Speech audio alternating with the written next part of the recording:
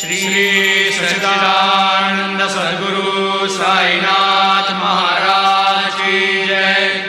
आरती साई बाबा सौख्यदातार जीवा, चरण रजतणी द्यावा दासा विसावा, भक्ता विसावा। आरती साई बाबा जाळूनी आनंद स्वस्वरूपी राहे दंग, मुमुक्ष जना दावी निज डोळा श्रीरंग, डोळा श्रीरंग। आरती साई बाबा जया मनी जैसा भाव, दया तैसा अनुभव। दाविसी दया घना ऐसी तुझी माव, तुझी माव। आरती साई बाबा तुमचे नाम ध्याता, अरे संस्कृती व्यथा। अगाध तव करणी मार्ग दाविसी अनाथा, दाविसी अनाथा। आरती साई बाबा कलियुगी अवतार, सगुण परब्रह्म साचार। अवतीर्ण झालासे स्वामी दत्त दिगंबर, दत्त दिगंबर। आरती साई बाबा आठा दिवसा गुरुवारी, भक्त करे तिवारी। प्रभु पद पाहावया भव भय निवारी, भय निवारी। आरती साई बाबा माझा निज द्रव्य ठेवा, तव चरण रज सेवा। मागणीची आता तुम्हा देवाधिदेवा, देवाधिदेवा। आरती साई बाबा इच्छित दिन चातक, निर्मल तोय निज सुख। आजावे माधवाया सांभाळ आपुली भाग, आपुली भाग। आरती साई बाबा सौख्यदातार जीवा, चरण रजतणी द्यावा दासा विसावा, भक्ता विसावा। आरती साई बाबा शिर्डी माझे पंढरपूर, साई बाबा रमावर, बाबा रमावर। साई बाबा रमावर शुद्ध भक्ते चंद्रभागा, भाव कुंडलिक जागा, कुंडलिक जागा। भाव कुंडलिक जागा। याहो याहो अवघे जन, करा बाबाशी वंदन, साईशी वंदन। करा बाबाशी वंदन, गणू म्हणे बाबा साई। भाव भाव माझे आई, भाव माझे आई, भाव भाव माझे आई। घालीन लोटांगण वंदीन चरण, डोळ्यान पाहिन रूप तुझे। प्रेमी अलंगिन आनंदे पूजिन, भावे वाळीन म्हणे नमा। त्वमेव माता पिता त्वमेव, त्वमेव बंधु सखा त्वमेव। त्वमेव विद्या द्रविणः त्वमेव, त्वमेव सर्वं मम देवदेव। कायेन वाचा मनसेन्द्रियैर्वा बुद्ध्यात्मना वा प्रकृतिस्वभावात् करोमि यद्यत् सकलं परस्मै नारायणायति समर्पयामि। अच्युतं केशवं रामनारायणं कृष्णदामोदरं वासुदेवं हरि श्रीधरं माधवं गोपिकावल्लभं जानकीनायकं रामचन्द्रं भजे। हरे राम राम राम हरे हरे, हरे कृष्ण कृष्ण कृष्ण हरे हरे। श्री गुरुदेवा दत्त अनंता तुला ते कसे रे स्तवावे, अनंता तुला ते कसे रे नमावे। अनंता मुखाचा शिणे शेष गाथा, नमस्कार साष्टांग श्री साईनाथा। स्मरावे मनी त्वत्पदा नित्य भावे, पुरावे तरे भक्तीसाठी स्वभावे। तरावे जगातारुणी मा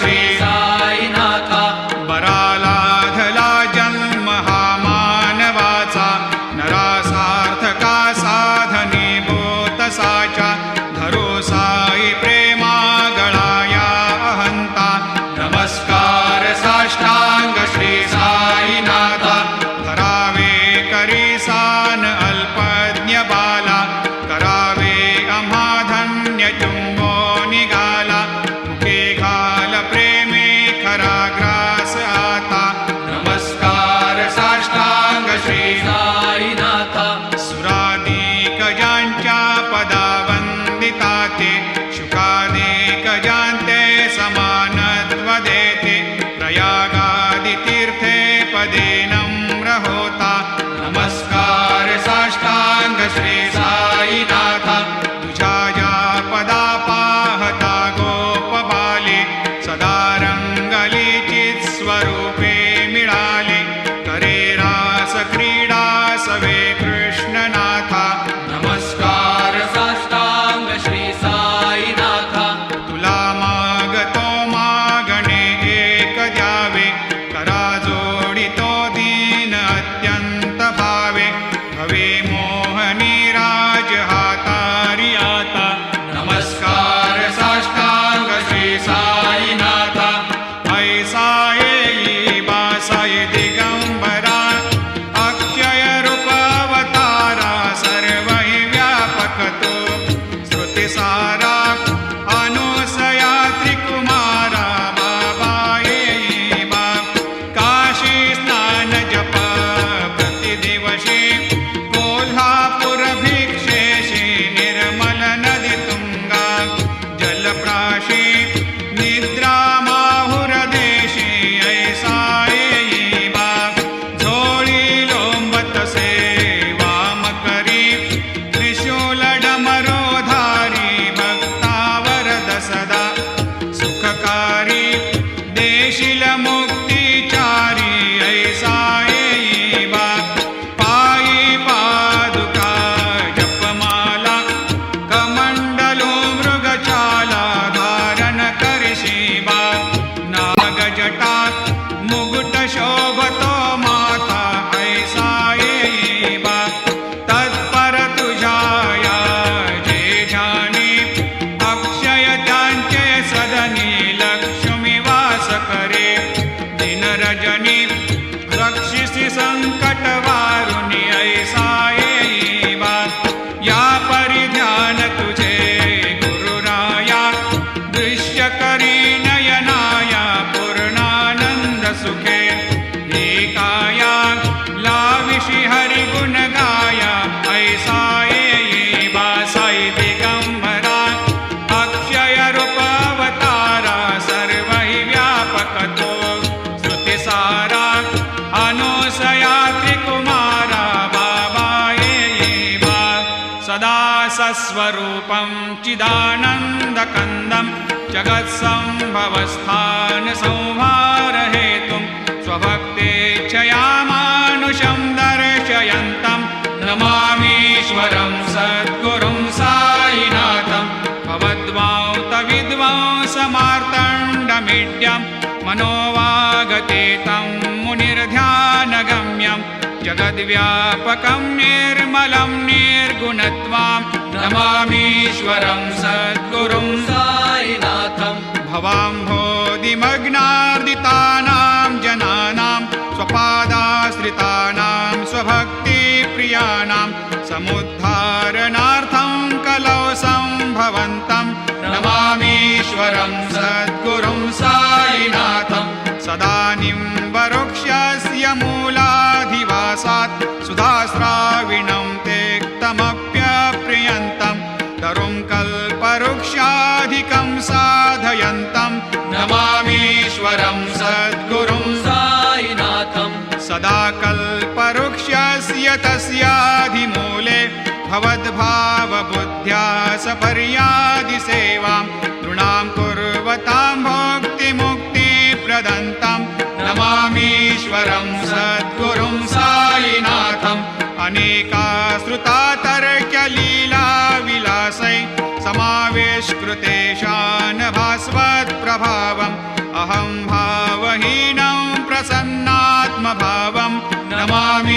नमामीश्वरं सद्गुरुं साईनाथं सतां विश्रमाराममेवाभिरामं सदा सज्जनैः संस्तुतं सन्नमद्भिः जनामोददं भक्तभद्रप्रदन्तं नमामीश्वरं सद्गुरुं साईनाथम् अजन्माद्यमेकं परब्रह्म साक्षात् स्वयं सम्भवं राममेवावतीर्णं भवद्दर्शनात् पुनीतप्रभोहं नमामीश्वरं सद्गुरुं साईनाथम् श्रीसाईश कृपानिधे किल नृणां सर्वार्थसिद्धिप्रदा युष्मत्पादरजप्रभावमतुलं धातापि वक्ता क्षमः सद्भक्त्या शरणं कृताञ्जलिपुट सम्प्रापितोऽस्मि प्रभो श्रीमत्साई परेशपादकमलान् न्यान्यच्छरण्यं मम सायिरूपधर रागोत्तमं भक्तकामविबुधद्रुमं प्रभुं माययोपहतचित्तशुद्धये चिन्तयाम्यमर्निशं मुदा शरत्सुधांशो प्रतिमं प्रकाशं कृपातपत्रं तव साईनाथ त्वदीयपादाब्जसमाश्रितानां स्वच्छायया तापमपाकरोतु उपासनादैवत साईनाथ स्तवैर्मयोपासनिना स्तुतस्त्वं रमेन्मनोन्मे तव पादयुग्मे भृङ्गो यथाब्जे मकरन्दलुब्धः अनेकजन्मार्जितपापसंशयो भवेद्भवत्पादसरोजदर्शनात् क्षमस्व सर्वान्धपरान्धपुञ्जकान् प्रसीद सायेश सद्गुरोदयानिधे श्रीसाईनाथ चरणामृतपोतचित्तास् सत्पादसेवनरतः सततं च भक्त्या संसारजन्यदुनितोर्धवनिर्गतास्ते कैवल्यधाम परमं समवाप्नुवन्ते स्तोत्रमेतत्पठेद् भक्त्या यो नरस्तन्मना सदा सद्गुरो साईनाथस्य कृपापात्रं भवेद् ध्रुवं रुसो मम प्रियाम्बिका मजवरी पिता हि रुसो रुसो मम प्रियाङ्गना प्रियसुतात्मजा हि रुसो रुसो भगिनी बन्धु हि श्वशुरसासुबाई रुसो न दत्त गुरु साई मामजवरी कधीहि रुसो उसो न सुनबाई त्या मजन भ्रातृजाया पुसो पुसो न प्रियसो यरे प्रियसगे न ज्ञाते पुसो पुसो सुरदना सखा स्वजननाप्तबन्धु पुसो परी न गुरु साई मामजवरी कधीहि रुसो पुसो न अबला मूले तरुणरुद्धहीना पुसो पुसो न गुरुधाकुटे मजन थोरसाने पुसो पुसो न च भले बुरे सुजन साधुहीना पुसो परी न गुरु साई मामजवरी कधीहि रुसो रुसो चतुरतत्त्वविद् विबुध प्राज्ञज्ञानी रुसो रुसो हि विदुषी स्त्रिया कुशलपण्डिता हि रुसो रुसो महीपते यति भजकतापसे हे रुसो न दत्त गुरु साई मामजवरी कधीहि रुसो रुसो कवि ऋषि मुनि अनघसिद्धयोगे रुसो रुसो हि गृहदेवता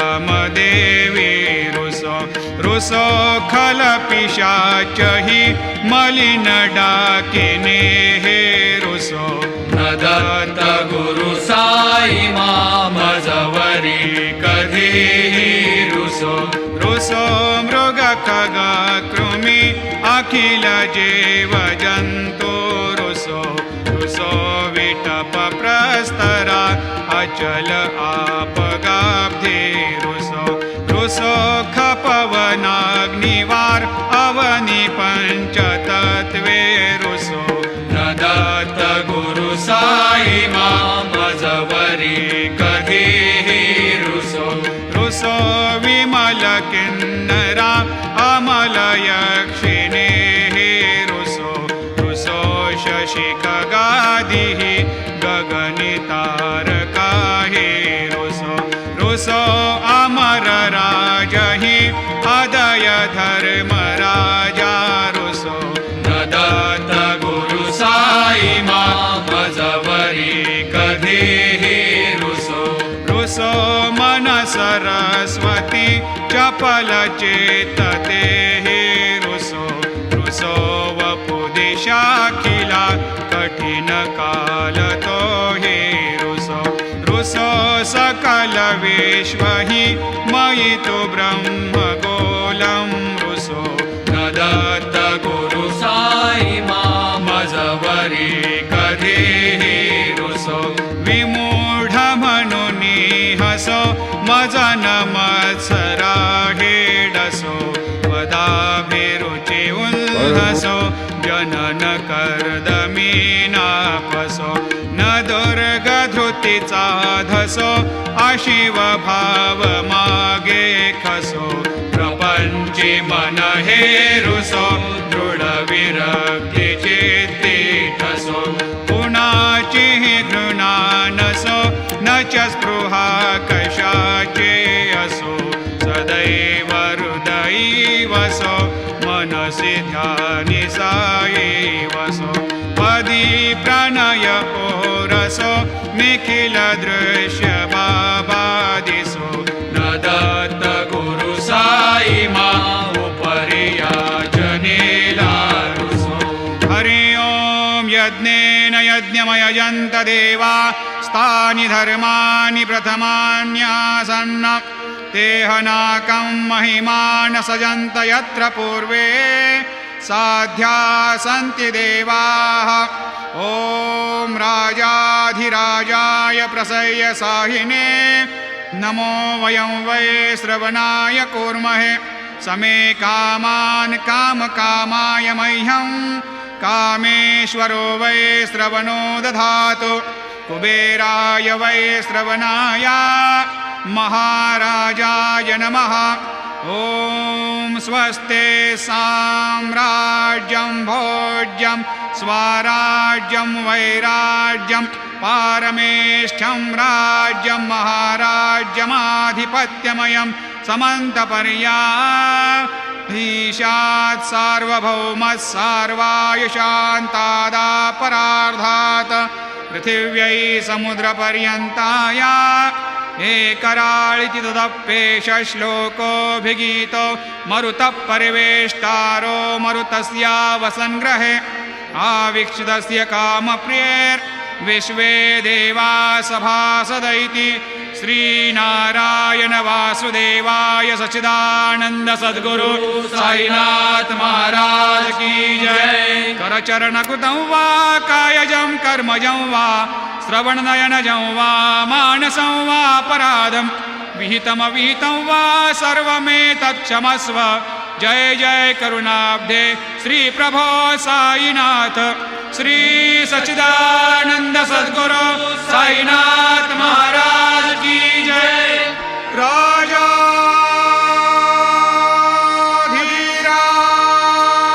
राजाधीराज योगीराज परब्रह्म साईनाथ